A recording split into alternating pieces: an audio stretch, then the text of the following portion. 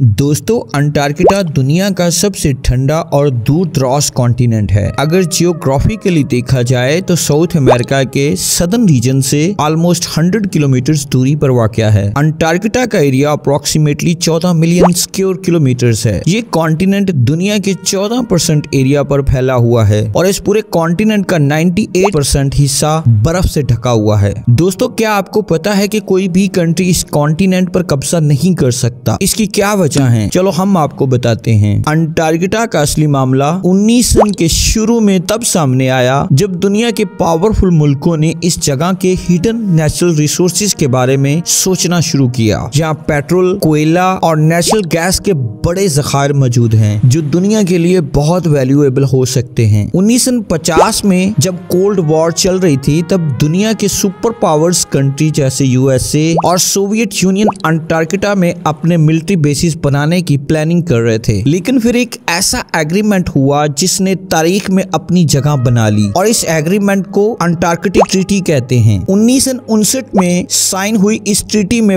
12 मुल्कों ने शामिल होकर ये फैसला किया कि अंटार्कटिका को सिर्फ साइंस और रिसर्च के लिए इस्तेमाल किया जाएगा। और ये बात भी जरूरी है कि इस ट्रीटी के तहत किसी भी मुल्क को अंटार्कटिका के किसी भी हिस्से पर परमानेंट ओनरशिप का हक नहीं दिया जाएगा। 50 से ज्यादा कंट्रीज इस ट्रीटी का हिस्सा हैं, लेकिन ये बात क्लियर है कि अंटार्कटिका के रिसोर्सेज पर अब भी हिडन कंपटीशन चल रहा है। चाइना, रशिया और इंडिया जैसे मुल्क यहाँ अपने रिसर्च स्टेशन बना चुके हैं। तो अगर कभी अंटार्कटिक ट्रीटी खत्म होती है तो ये कॉन्टिनेंट किसका होगा? क्या ये दुनिया के लिए एक मैदान जंग बनेगा? दोस्तों, इस सवाल का जवाब फ्यूचर के हाथ में है, लेकिन एक बात तय है, अंटार्कटिका सिर्फ एक आइसी डेजर्ट नहीं बल्कि दुनिया के सबसे बड़े जियोपॉलिटिक्स का सेंटर बन सकता है। लेकिन एक और फैसिनेटिंग बात यह है कि अंटार्कटिका सिर्फ रिसोर्सेज के लिए नहीं बल्कि क्लाइमेट रिसर्च और स्पेस स्टडीज के लिए भी बहुत इंपॉर्टेंट है। अंटार्कटिका की हिस्ट्री काफी फैसिनेटिंग है। पहले ये सोचा जाता था कि ये एक बेकार और खाली जगह है, लेकिन 1820 में एक रशियन एक्सप्लोरर ने सबसे पहले अंटार्कटिका को डिस्कवर किया। उसके बाद दुनिया के कई एक्सप्लोरर्स ने ये जगह एक्सप्लोर करने की कोशिश की, लेकिन ये काम बहुत मुश्किल था और उनमें से कुछ लोग कामयाब हुए थे। दोस्तों, अंटार्कटिका आइसी डेजर्ट दुनिया का 70% फ्रेश वाटर होल्ड करता है और अगर ये पूरा मेल्ट हो जाए तो समंदर का लेवल 60 मीटर्स तक बढ़ सकता है। सोचिए, दुनिया के बड़े शहर जैसे न्यूयॉर्क, मुंबई और कराची पानी के नीचे चले जाएंगे। ये सिर्फ एक थ्योरेटिकल बात नहीं, ये एक रियलिटी बन सकती है अगर हमने कुछ नहीं किया तो। एक और शॉकिंग बात, पिछले 50 साल में अंटार्कटिका का टेम्परेचर 3 डिग्री तक बढ़ चुका है। ये सिर्फ एक वार्निंग नहीं बल्कि हमारे लिए एक वेकअप कॉल है। अगर ये ट्रेंड चलता रहा तो अंटार्कटिका की बर्फ पिघलती रहेगी और इसका इम्पैक्ट सिर्फ समंदर के लेवल तक नहीं बल्कि दुनिया के वेदर सिस्टम को भी डिस्टर्ब कर सकता है। तो दोस्तों, अंटार्कटिका सिर्फ एक आइसी कॉन्टिनेंट नहीं, ये हमारे फ्यूचर का एक बहुत बड़ा चैलेंज है जो हमारे इन्वायरमेंट और दुनिया के लिए क्रिटिकल हो सकता है। और ये चैलेंज अब हमारे सामने है। यहाँ का क्लाइमेट इतना एक्सट्रीम किस्म का है कि टेम्परेचर -60 डिग्री सेंटीग्रेड तक भी चला जाता है। अंटार्कटिका में कोई ह्यूमन पॉपुलेशन नहीं है, लेकिन साइंटिस्ट ने यहाँ पर रिसर्च स्टेशंस बनाए हुए हैं। ये जगह पेंगुइन, सील्स और व्हेल जैसे यूनिक एनिमल्स का घर है। अंटार्कटिका न सिर्फ साइंस और क्लाइमेट स्टडी के लिए इम्पोर्टेंट है बल्कि ये ग्लोबल वार्मिंग और इन्वायरमेंटल चेंज को समझने के लिए भी बहुत जरूरी है। दोस्तों, अब बात करते हैं अंटार्कटिका की वाइल्ड लाइफ के बारे में। अंटार्कटिका में कुछ खास एनिमल्स रहते हैं जैसे पेंगुइन, सील्स और व्हेल्स। ये सब क्रिएचर्स यहाँ के इकोसिस्टम का हिस्सा हैं, लेकिन क्लाइमेट चेंज की वजह से उनका जीना अब मुश्किल हो गया है। वेडल सील्स जो अंटार्कटिका में पाए जाते हैं उनका सर्वाइवल बहुत खतरे में है। ये सील्स अपने बच्चों को पालने के लिए बर्फ के ऊपर होल्स बनाते हैं, लेकिन जब बर्फ पिघलती है तो इनके बच्चे पानी में बहकर समंदर में मर जाते हैं और इस तरह से इन सील्स की पॉपुलेशन बहुत कम हो रही है। इसके अलावा अंटार्कटिका में जो फूड चेन है उसे क्रिल कहते हैं जो कि काफी सेंसिटिव है। क्रिल बेसिकली छोटे समुद्री जानवर हैं जो कि बहुत से समुद्री एनिमल्स की खुराक हैं। अगर बर्फ पिघलती रही तो क्रिल की गिनती कम हो जाएगी।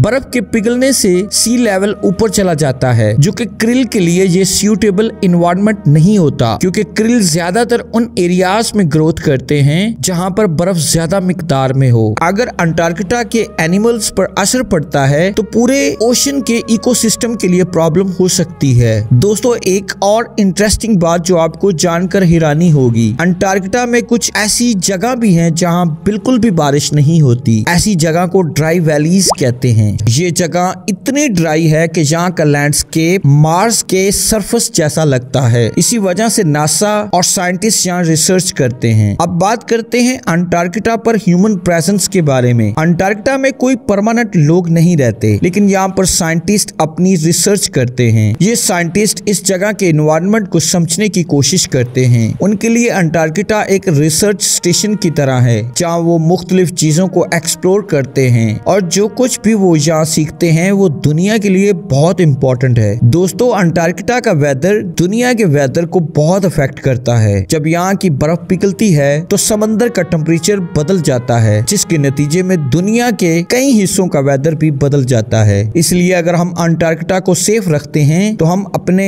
पूरे क्लाइमेट को प्रोटेक्ट कर सकते हैं। अगर हम अंटार्कटिका को बचाने की कोशिश नहीं करते तो हम अपने फ्यूचर को खुद खत्म कर रहे हैं। आज जो हम ग्लोबल वार्मिंग और क्लाइमेट चेंज देख रहे हैं वो अंटार्कटिका की बर्फ पिघलने की वजह से है। अंटार्कटिका हमें एक वार्निंग दे रहा है। अगर हम इसके इकोसिस्टम को समझकर इसे प्रोटेक्ट करते हैं तो ये दुनिया के लिए बेहतरीन फ्यूचर ला सकता है, लेकिन अगर हम इसको इग्नोर करेंगे तो ये एक बड़ा डिजास्टर बन सकता है। अब सवाल पैदा होता है कि हम अंटार्कटिका को प्रोटेक्ट कैसे कर सकते हैं। अंटार्कटिका को बचाने के लिए हमें कुछ आसान कदम उठाना जरूरी है। सबसे पहले हमें कार्बन डाइऑक्साइड और मीथेन जैसी ग्रीन हाउस गैसेस को कम करना होगा। इसके लिए हमें रिन्यूएबल एनर्जी का यूज करना चाहिए। दूसरा, जंगल काटना बंद करना होगा, क्योंकि दरख्त कार्बन डाइऑक्साइड को अपने अंदर जज़ब करते हैं, इसलिए हमें उनकी हिफाजत करना जरूरी है। तीसरा, हमें अपनी रोजाना जिंदगी में एनर्जी बचाने वाले और एनवायरनमेंट को नुकसान ना पहुंचाने वाले तरीके अपनाने चाहिए। चौथा, हमें साइंटिस्ट की रिसर्च को सपोर्ट करना चाहिए ताकि हम अंटार्कटिका के इकोसिस्टम को अच्छी तरह से समझ सकें। और सबसे जरूरी बात यह है कि तमाम मुल्क मिलकर अंटार्कटिक ट्रीटी पर अमल करें ताकि अंटार्कटिका के रिसोर्सेज सेफ रह सके। अगर हम ये आसान कदम उठाएंगे तो हम अपने फ्यूचर को बेहतर बना सकते हैं। अब तक ऑलमोस्ट 12 मुल्क ऐसे हैं जो कि अंटार्कटिका में अपने रिसर्च स्टेशन बना चुके हैं। ये मुल्क अंटार्कटिका के एनवायरनमेंट और इकोसिस्टम पर रिसर्च कर रहे हैं, जिनमें USA, Russia, Australia, UK, China, Argentina, Chile, India, Japan, Germany, France और साउथ अफ्रीका शामिल हैं। दोस्तों, अगर आप अंटार्कटिका को एक्सप्लोर करना चाहते हैं तो सबसे आसान तरीका क्रूज शिप का है। ये क्रूज शिप चिली और अर्जेंटीना से चलकर अंटार्कटिक पेनिनसुला तक ले जाती है। आपको सर्टिफाइड टूर ऑपरेटर के जरिए ट्रिप बुक करना होती है, जो कि आप ऑनलाइन भी कर सकते हैं। आमतौर पर क्रूज का खर्चा ऑलमोस्ट $5,000 से $10,000 तक का आता है। अगर आप फ्लाई क्रूज चूज करते हैं तो ये $15,000 से $20,000 तक खर्चा जा सकता है। ये रकम ट्रिप की लेंथ और फैसिलिटीज पर डिपेंड करती है। दोस्तों, अगर आपको ये वीडियो पसंद आई हो तो लाइक और सब्सक्राइब करना मत भूलिएगा।